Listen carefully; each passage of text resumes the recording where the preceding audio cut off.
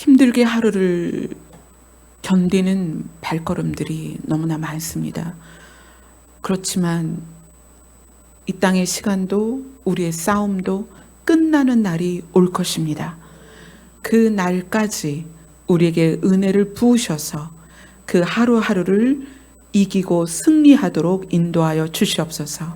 예수님 이름으로 기도드리옵나이다. 아멘. 히브리서로 갑니다. 오늘 말씀 히브리서 12장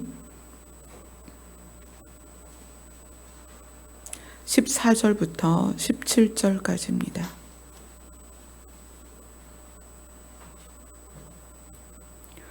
히브리서 12장 14절부터 17절까지 우리 같이 읽겠습니다. 시작.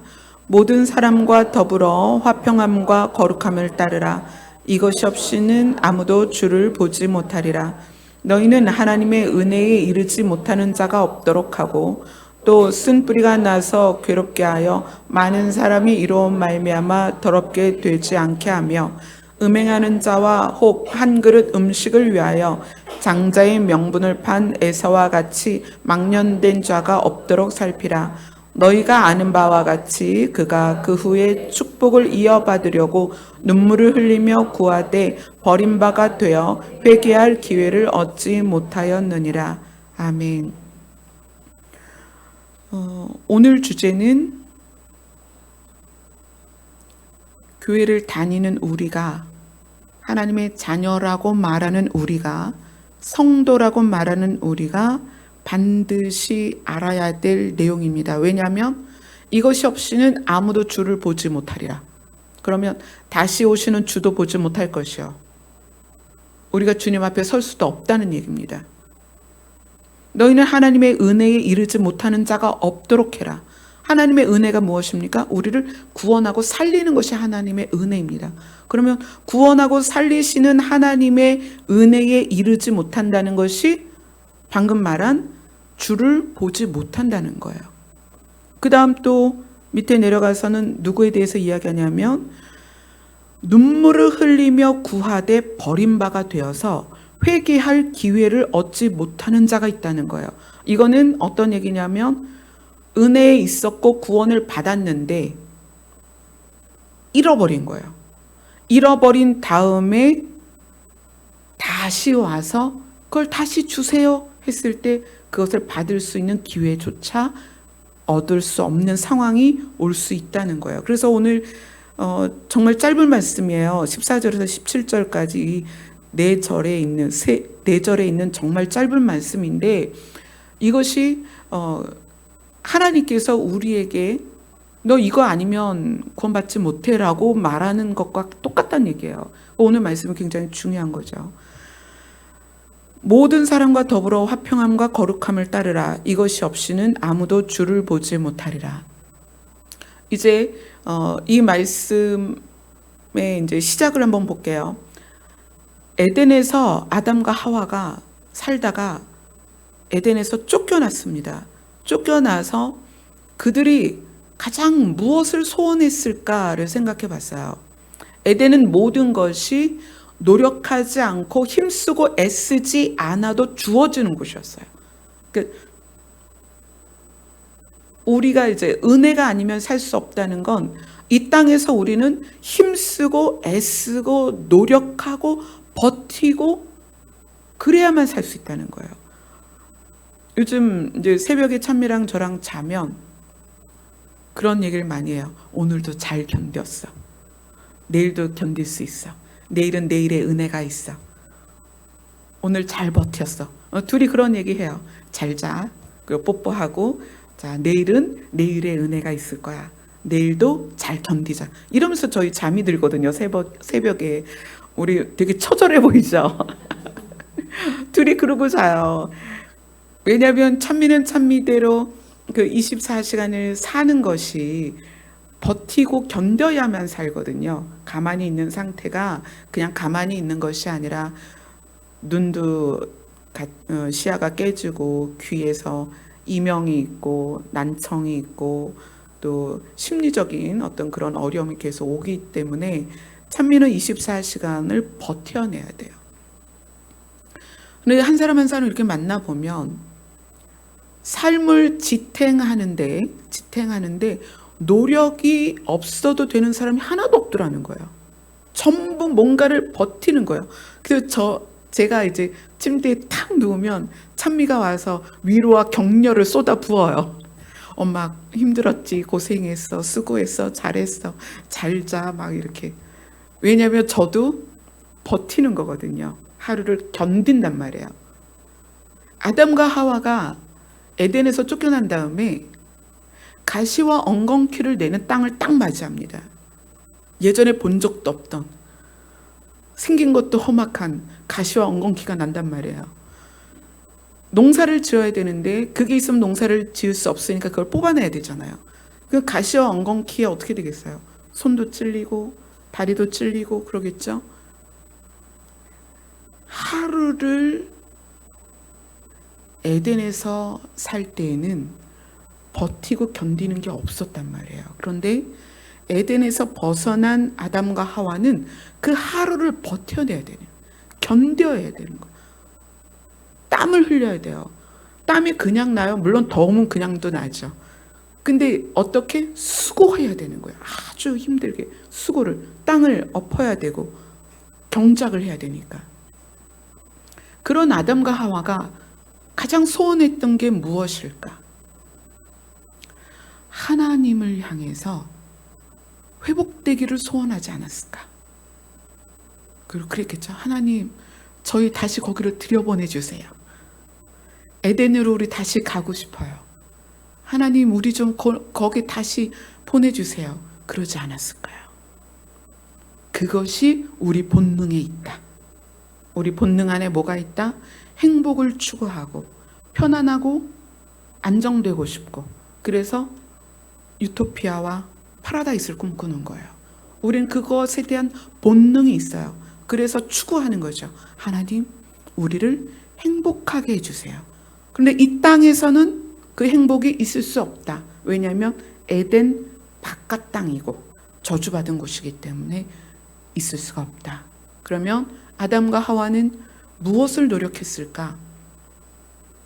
관계가 단절된 상태에서 하나님과 관계가 회복되기를 원하지 않았을까? 왜냐하면 관계가 회복되면 하나님이 우리를 거기에 다시 넣어주지 않을까? 그런 생각을 하지 않았겠어요? 오늘 주를 보지 못한다는 것이 어떤 것이냐면, 에덴에서 쫓겨난 아담과 하와가 주님과 대면해서 화해하지 않으면 에덴에 들어갈 수 없기 때문에 얼마나 절박하게 하나님을 보고 싶어 했을까? 마찬가지로 우리가 매일매일이 참 힘겹고 어렵잖아요. 며칠 전에 찬미가 그런 얘기를 해요. 행복한 사람. 여러분 행복하세요? 행복한 사람은 이 땅에 한 명도 없습니다. 왜냐하면 행복한 사람이라는 것은 행복한 상태를 유지하고 있어야 행복한 사람이에요. 그런데 우리는 행복이라는 느낌을 느낄 때는 있어요. 기쁘다, 즐겁다, 행복하다. 그러나 그것이 지속되지 않습니다. 왜냐하면 저 이제 찬미 찬주 저 셋이서 새벽에 그런 얘기를 좀 많이 해요. 행복한 상태가 왜 유지될 수 없는가? 시간에 속해 있기 때문에 그렇다. 왜냐하면 시간은 흐르기 때문에 아무리 예쁜 꽃도 시들고, 아무리 싱싱한 채소도 시들고, 아무리 예쁜 건강한 젊은이도 어떻게 돼요? 나이가 들어가잖아요. 주름이 생기고 흰머리가 생기고. 그래서 이 땅은 행복한 사람은 없습니다. 행복했다, 불행했다, 기뻤다, 슬펐다, 좋았다, 나빴다를 반복하는 게 인생이에요. 행복한 사람은 없습니다. 그럼 아담과 하와가 얼마나 그 에덴으로 돌아가기를 소원했을까? 그래서 그들이 누구를 대면하길 원했겠어요? 하나님을 대면하길 원했겠죠. 그런데 하나님이 뭐라고 말씀하시냐면 이것이 없이는 아무도 나를 볼 수 없다라고 얘기하는 거예요. 지금 우리가 이 땅에서 살면서 에덴으로 돌아가길 소원합니다. 그것이 회복된 에덴이다. 어디다? 새하늘과 새 땅이다. 또 천국이다. 천국은 지금 우리가 죽으면 가는 곳이지만 새하늘과 새 땅은 하나님께서 이 땅과 하늘을 다 사라지게 하고 새로 만드실 곳이란 말이에요. 근데 거기에 가는 조건은 뭐냐면 주를 봐야만 하거든요. 어린 양 앞에 서야 하고 주님 앞에서 얼굴과 얼굴을 대면하여 볼 수 있는 사람들이 그곳을 회복된 에덴을 들어간다는 얘기예요. 자, 무엇이 없으면 주를 보지 못하는 것, 화평함과 거룩함이다 이렇게 얘기해요. 에덴으로 돌아가는 조건은 훼손된 신뢰를 다시 쌓아야 돼요. 아담과 하와가 하나님과 신뢰가 무너졌잖아요. 그 다음에 하나님의 사랑을 거절했단 말이에요. 그러면 에덴으로 들어갈 수 있는 조건은 신뢰를 회복하는 것, 그 다음 사랑을 다시 받아들이고 나도 하나님을 진짜로 사랑해야만 그 에덴에 들어간단 말이에요. 이 조건, 신뢰를 회복하는 것을 저는 믿음이다라고 이야기를 했어요. 신뢰를 회복하는 것이 믿음이다. 그런데 그 믿음을 예수님이 뭐라고 얘기하냐면 믿음을 이 땅에서 증명하는 방법, 그것이 서로 사랑하는 거다 이렇게 얘기하셨습니다. 너희들이 나를 믿어? 정말 나를 믿어? 나를 믿는 거를 증명해봐. 이것이 계명이야. 이게 지켜져야 네가 나를 믿는 거를 증명할 수 있어. 그게 뭐다? 하나님을 사랑하는 것과 이웃을 서로 사랑하는 것이다. 자, 이 내용이 오늘 이것과 무슨 관련이 있느냐? 화평함과 거룩함이라는 것은, 화평이라는 것은 샬롬. 우리가 많이 들었죠? 샬롬. 그 다음에 에이레네. 이거는 사람들 사이에서 화해가 되어져서 어떤 상태냐면 두 사람이 일치가 된 상태를 화평이다 이렇게 얘기해요. 그러니까 예를 들어서 선영이하고 수지자매하고 막 싸웠어. 둘이 딱 분리됐죠. 자, 이 두 사람이 화평케 되려면 제일 먼저 뭐가 이루어져야 되냐면 화해가 이루어져야 돼요. 화해가 이루어진 상태에서 마음이 하나가 될 수 있는 거예요. 화평함이라는 것은 두 사람이 화해하고 결합된 상태를 말합니다. 이해가 되시죠? 에덴을 쫓겨난 아담과 하와가 에덴을 다시 들어갈 수 있는 방법은 하나님과 화해하고, 잘못을 구했을 때 하나님이 용서해 주셔서 화해가 된 다음에 하나 되었을 때 에덴을 회복할 수 있는 거예요. 그런데 그것을 우리에게 어떻게 요구하냐면 그것을 보이지 않는 하나님과 하는 것 말고 사람들 사이에서 그걸 이루어내라는 거예요. 사람 사이에서 화해하고 하나가 되라, 결합되라. 그래서 결합된 상태가 화평한 상태라는 거예요. 그 다음 거룩함이라는 것은 제가 여러분에게 거룩함에 대해서 여러 번 설명했습니다. 우리는 스스로 거룩할 수 없다. 그래서 어떻게 해야 된다? 하나님께 연합돼야 된다. 그래야 하나님의 거룩이 우리에게 드러나는 것이다. 그러면 하나님과 연합되기 위해서는 어떻게 해야 돼요? 하나님과 화해가 돼야 되는 거예요. 사이가 회복돼야 되는 거예요. 하나님과 화해가 되고 회복된 사이가 결합되었을 때 거룩함이 나온다. 그러니까 화평함과 거룩함은 첫째는 두 관계의 회복이죠. 그 다음 관계가 회복된 두 상대가 하나가 되는 것. 이것이 화평함과 거룩합니다. 화평함은 사람들 안에서, 거룩함은 하나님과 나의 관계 안에서 이 두 가지가 되어야 하나님을 볼 수 있다는 거예요. 이게 아니면 너희는 아무도라는 단서를 달았어요. 아무도 주를 보지 못할 것이다. 그러면 이제 여러분 아주 복잡해집니다. 여러분 모두와 화평해요? 생각해 보세요. 모두와 화평하세요? 여기 지금 이렇게 모든 사람과 더불어 화평함과 거룩함을 따르라. 이것이 없으면 아무도 주를 보지 못하리라. 그렇지 않잖아요. 그죠? 직장에서 껄끄러운 사람이 있고 또 가족 안에서도 껄끄러운 사람이 있고 또 대화가 안 되고 그죠? 대화가 안 되는 분들이 있잖아요. 또 오해가 서로 생겨서 대면도 안 하고 형제끼리도 뭐 이런 경우에 어떻게 하냐는 거예요. 이거는 서로라는 말에 답이 있어요. 너희는 서로 사랑해라. 그러니까 나는 나의 몫으로 사랑을 하는 거예요. 나는 화평케 위해서 내가 용서를 구할 건 내가 용서를 구하고 내가 용서해 줄 건 내가 용서를 해주는 거예요. 이거는 누구의 몫이에요? 내 몫이에요. 그런데 서로 사랑하라고 했기 때문에 상대도 용서를 구할 걸 나에게 구하고 그 상대가 나에게 용서를 받아야 된다면 용서를 받아야 되는 거예요. 그래서 모든 사람과 더불어 화평함을 이루기 위해서는 서로가 그래야 된다. 근데 내 쪽에서는 화해를 구하고 또 용서를 해줄 마음도 있고 또 용서를 구하는데 상대가 그것을 받지 않거나 나의 용서를 받지 않거나 용서를 구하는데 용서를 해주려고 하지 않거나 내가 화해를 시도하는데 거절한다면 이건 될 수가 없죠.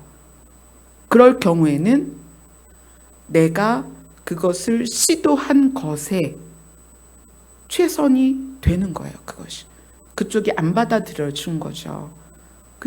그래서 서로 사랑하라는 거예요. 너만 사랑해라 이게 아니라 서로 사랑해라. 그래서 화평이 어떻게 서로 화평을 추구할 때 화평이 되는 거예요. 근데 나는 열심히 화평을 구하는데 상대가 거절하거나 원치 않으면 그건 어쩔 수 없는 거예요.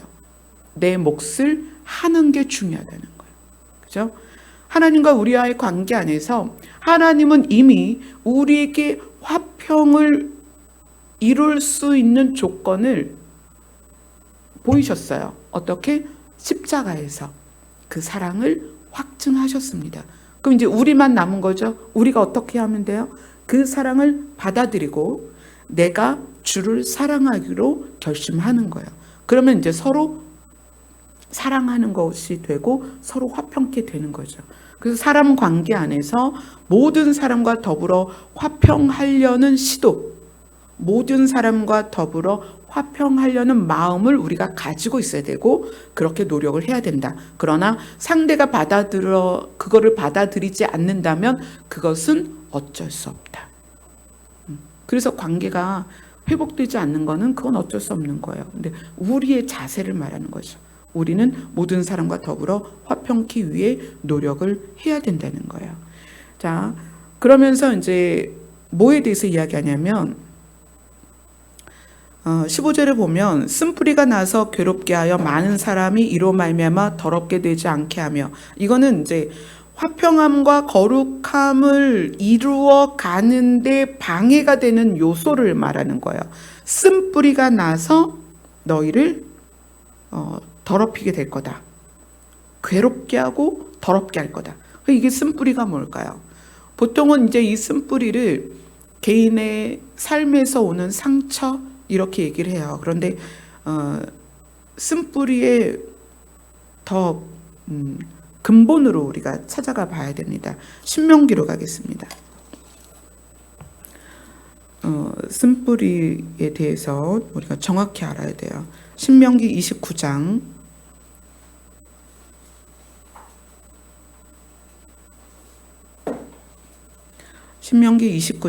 14절부터 21절까지입니다.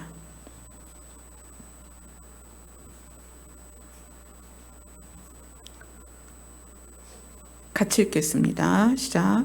내가 이 언약과 맹세를 너희에게만 세우는 것이 아니라 오늘 우리 하나님 여호와 앞에서 우리와 함께 여기 서 있는 자와 오늘 우리와 함께 여기 있지 아니한 자에게까지니 우리가 애굽 땅에서 살았던 것과 너희가 여러 나라를 통과한 것을 너희가 알며 너희가 또 그들 중에 있는 가증한 것과 목석과 은금의 우상을 보았느니라. 너희 중에 남자나 여자나 가족이나 지파나 오늘 그 마음이 우리 하나님 여호와를 떠나서 그 모든 민족의 신들에게 가서 섬길까 염려하며 독초와 쑥의 뿌리가 너희 중에 생겨서 이 저주의 말을 듣고도 심중에 스스로 복을 빌어 이르기를 내가 내 마음이 완악하여 젖은 것과 마른 것이 멸망할지라도 내게는 평안이 있으리라 할까 함이라.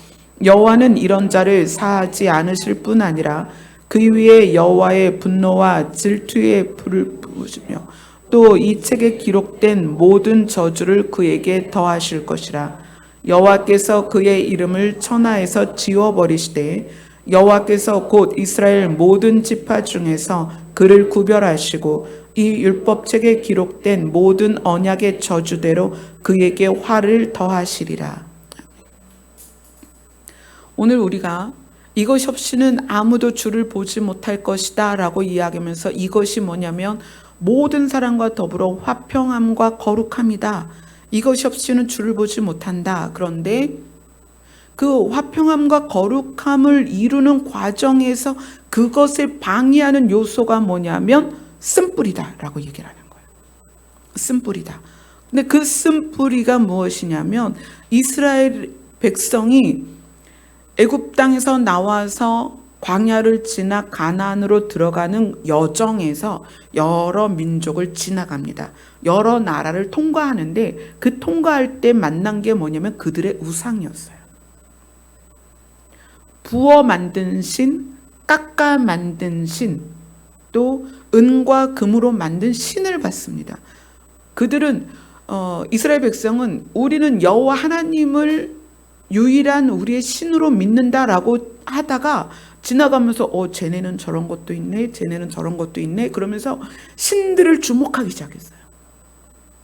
다른 나라의 신들을 주목하기 시작했어요. 그래서 이스라엘 백성이 한 게 뭐예요? 야, 금반지 다 갖고 와, 금목걸이 다 갖고 와, 금그릇 다 갖고 와. 그래서 뭐 했어요? 그거 부어가지고 송아지를 만들었잖아요. 그리고 뭐라고 얘기해요? 이것이 우리를 애굽에서 인도하여 낸 여호와 하나님이다. 이렇게 말했다는 거예요. 그래서 이 신명기에서 말하는 거예요.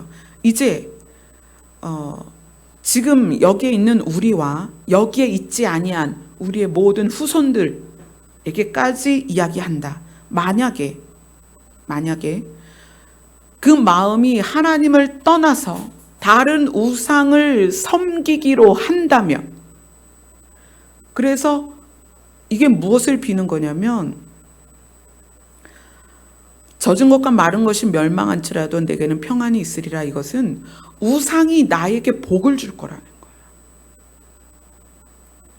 우상이 나에게 복을 줄 거라고 비는 자들이 생기면 하나님께서 어떻게 하겠다? 생명책에서 이름을 지워버리겠다. 율법책에 나온 모든 화를 그에게 부어버리겠다. 이렇게 말씀하시는 거예요. 근데 그것에 대해서 이렇게 얘기해요. 독초와 쑥의 뿌리가 너희에게 생겨서. 우상을 섬기기로 한 그 상태가 내 안에서 지속되면 이것이 독초와 쑥의 뿌리가 땅 깊게 뿌리 내려서 독초와 쑥을 키워내듯이 우상을 보았어요. 우상을 봤더니 하나님은 눈에도 안 보이는데 우상은 눈에 보여. 쟤를 섬기면 저것이 나에게 뭔가 복을 줄 것 같아. 그래서 하나님을 떠나고 그 눈에 보이는 우상을 섬기기로 하면 마치 독초나 쑥이 땅속으로 뿌리를 내리듯이 그 생각과 마음이 내 안에 심어져서 우상에게 절을 하기 시작하고 복을 빌게 돼 있다는 거예요. 그랬을 때 여호와 하나님이 생명책에서 이름을 지우고 모든 화를 그에게 붓겠다. 근데 그것을 오늘 본문에서 이야기를 하는 거예요. 히브리서 저자가 모든 사람과 더불어 화평함과 거룩함을 따라야 돼. 그래야 주를 볼 수 있어. 그런데 그 과정에서 쓴뿌리가 너희를 괴롭게 하고 더럽힐 거야 라고 이야기하는 거예요. 이 이야기는 탐심이 우상 숭배라고 이야기합니다. 그죠? 이스라엘 백성이 광야에서 얼마나 힘들어요. 광야에서 잘 먹고 잘 살고 싶은 생각 때문에 우상을 만드는 거예요. 여호와 하나님은 보이지도 않고 모세는 내려오지도 않고 삶의 필요와 자기들의 안녕을 위해서 눈에 보이는 뭔가가 필요했던 거예요. 그것처럼 우리가 이 땅에서 살아가면서 뭐가 생기기 시작하냐면 하나님이 말씀하시는 것과 하나님이 우리에게 주시겠다고 하는 것은 눈으로 보이지 않고 귀로 들리지 않고 우리가 생각으로 상상할 수 없는 것들이에요. 그러다 보니까 눈으로 보이고 손으로 만질 수 있는 걸 구하고 싶은 거예요. 그걸 갖고 싶은 거예요. 그래서 그것에 마음이 흘러가는 것. 어떻게? 하나님을 떠나서 그것으로 마음이 기울면 그것이 뭐다? 우상숭배다. 그런데 이 탐심, 우상숭배가 왜 쓴뿌리고 우리를 더럽히고 우리를 괴롭히고 사람과 더불어 화평함을 이룰 수 없는가? 사람 사이에서의 분열의 시작은 탐심이에요. 어떤 탐심일까요? 시기, 질투, 욕심, 이런 것들이에요. 그래서 너희들이 그 쓴뿌리가 나면 스스로가 괴로울 거다. 내가 쟤보다 더 잘났으면 좋겠어. 쟤보다 더 높은 자리에 올라갔으면 좋겠어. 쟤보다 더 넓은 집을 가졌으면 좋겠어. 쟤보다 더 좋은 차를 샀으면 좋겠어. 누구는 몇 평으로 이사 갔대. 누구는 요번에 얼마 들여서 뭐 전신을 어떻게 했는데 나는 돈을 더 들여서 할 거야. 이게 뭐야? 다 탐심이에요. 근데 그 탐심이 누구부터 괴롭히냐면 자기를 괴롭힙니다. 자기 안에 평안이 없어요. 그리고 모든 상대들과 화평을 이루지 못해요. 이 탐심 때문에. 시기심, 질투. 그래서 어떤 관계들을 보면서 오해하고 미루어 짐작하고 판단하고 또 상대를 깎아내려야 되니까 비난하고 비판하고 정죄하고.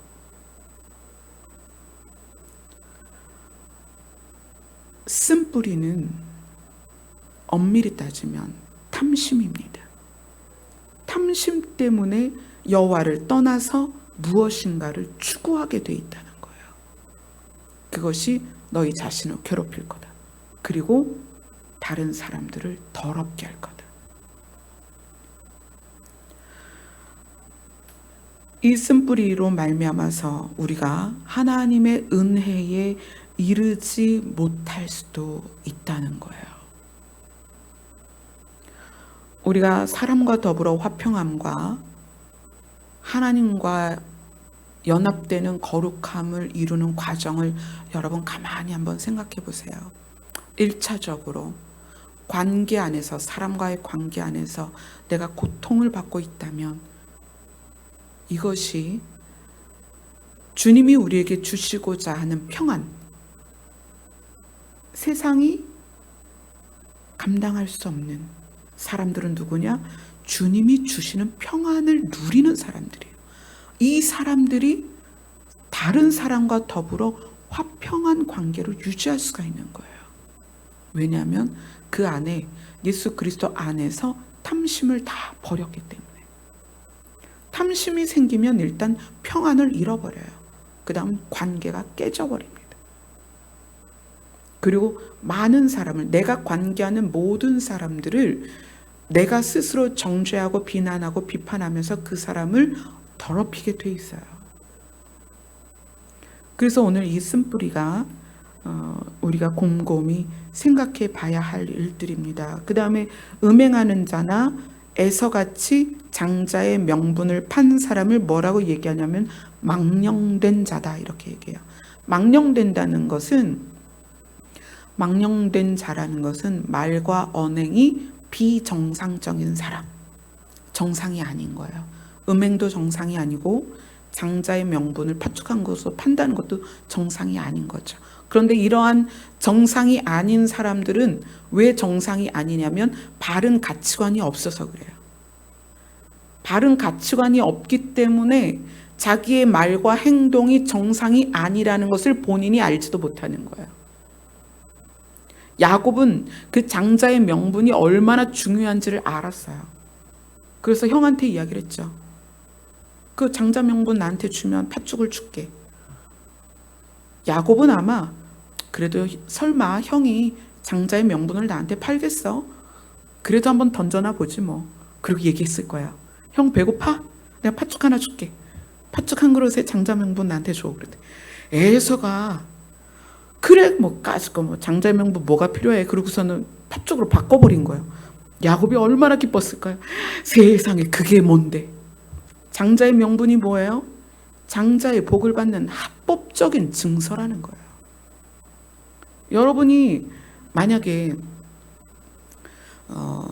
찬미가 대기업 회장의 딸과 막 친구가 됐어. 근데 대기업 회장 딸이 이제 좀 있으면 우리 아버지께서 돌아가셔. 그래서 나는 상속받을 거야. 근데 어느 날 그 친구가 너무 배가 고픈데 찬미가 김밥을 막 말아갖고 야 내가 김밥 줄게. 그 상속권 나한테 줄래? 그랬더니 얘가 그래 상속권 뭐가 필요해? 나 당장 배가 고픈데. 그리고 김밥하고 바꿔 먹는 거예요. 이게 뭐예요? 무엇의 가치를 아느냐 모르느냐가 이게 굉장히 중요한 거예요. 망령된다는 것은 하나님이 세우신 기준과 가치를 모르고 하나님이 세우신 법과 율례를 모르고 그것을 비정상적으로 사는 삶을 말하는 거예요. 망령된 자는 주를 볼 수 없습니다. 그래서 설교가 뭘까요? 설교는 성경이 가지고 있는 창세기부터 계시록까지의 말씀이 가지고 있는 기준, 그 다음에 바른 가치를 여러분에게 알려드리고 함께 나누고 그래서 우리 안에 바른 기준과 바른 가치를 세워서 바른 가치관으로 어떻게 사는 것? 정상적으로 사는 걸 말하는 거예요. 누구로서? 하나님의 백성으로서 정상적으로 살라는 거예요. 지구인이 아니라 하늘나라에 내 시민권을 둔 하늘나라 시민권을 가진 하나님의 백성으로서 정상적으로 살으란 얘기예요. 망령된 자는 비정상적인 사람이다. 그래서 쓴뿌리가 있는 사람이나 비정상적인 가치와 기준이 바르지 못한 사람들이 주를 볼 수 없다. 하나님의 은혜에 이르지 못한다. 그래서 우리는 말씀을 통해서 하나하나 그런 것들을 배워가면서 옛 사람과 옛 성품에 의하여 만들어진 기준과 가치를 바르게 바꿔가는 거예요. 성도로서. 왜냐하면 이것을 바르게 바꾸지 않으면 길을 가다 광야에서 이스라엘 백성이 다른 나라의 우상을 보고 마음이 혹해서 우와 저것도 우리에게 복을 주나 봐. 그리고 뭘 만든 거예요? 송아지를 만들었잖아요. 금송아지. 우리가 바른 기준과 바른 가치관을 갖고 있지 않으면 우리가 세상에서 보는 것을 가지고 하나님과 바꿀 수 있다. 저 어렸을 때 그랬어요. 어렸을 때 여러분은 제 또래부터 위로는 보셨을 거예요. 동네에서 가위 소리가 막 나요. 그러면 우리 집에서 뭐 들고 나가죠. 그릇 같은 거, 솥단지. 저 같은 경우는 고무신을 신는 세대였어요. 제가 초등학교 1학년 때 제가 다녔던 학교가 서울 사범대학교 부속 초등학교였어요. 그래서 교복을 입었어요. 되게 오래전 얘기인데 저희 어머니가 교육열이 남달라서 꼭 그런 학교를 가야 된다고 그래서 시험 보고 거길 들어갔어요. 초등학교 1학년 때 교복 입고 가다가 빠꾸에서 집으로 온 적이 여러 번 있어요. 왜냐하면 교복에 맞는 운동화를 신어야 되는데 고무신 신고 가다가 왜냐면 그때는 일상이 고무신이었거든요. 고무신 신고 막 가다가 고무신이다. 그럼 이제 뒤돌아서 집으로 오는 거야. 신발을 바꿔야 되니까. 그 시절에 엿장수 아저씨가 오셔서 뭘 달라 그러죠. 빈병도 내가고 막 구멍 뚫린 뭐 냄비도 내가고. 저는 제 기억에 고무신으로 엿을 바꿔 먹은 기억이 있는데 그게 맞는지는 잘 모르겠어요. 하도 어렸을 때라. 우리가 무엇의 가치를 모르면 엉뚱한 거랑 바꿔요. 에서가 그랬잖아요. 장자의 명분과 팥죽 한 그릇으로 바꿨단 말이에요.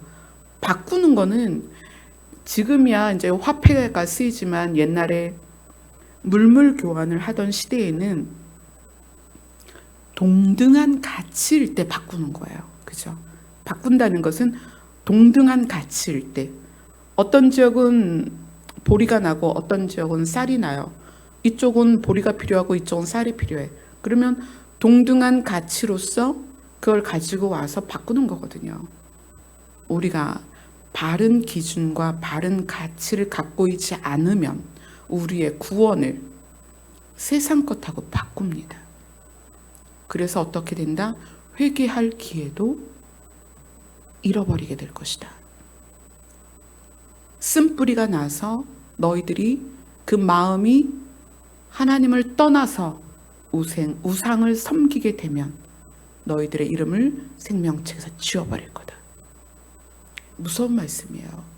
그래서 오늘 모든 사람과 더불어 화평함과 거룩함을 따르라는 이 말씀이 여러분들에게는 어떤 말씀이어야 하냐면 삶을 살아가는데 양쪽 바퀴 같아야 돼요.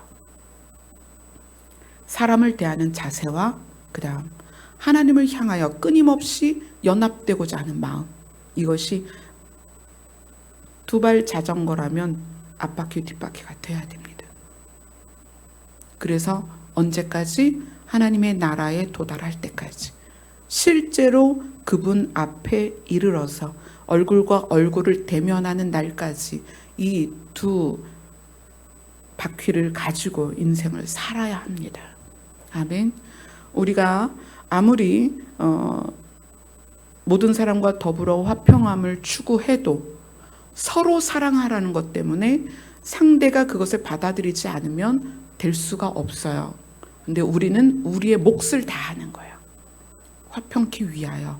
여러분 용서할 부분들은 용서하세요. 용서를 구해야 되는 건 용서를 구하세요. 그것을 받아들이지 않는다면 그건 그 사람의 몫입니다. 그렇게 우리가 살아갈 때 어느 날 주를 보게 될 것입니다. 아멘. 우리 찬양합시다.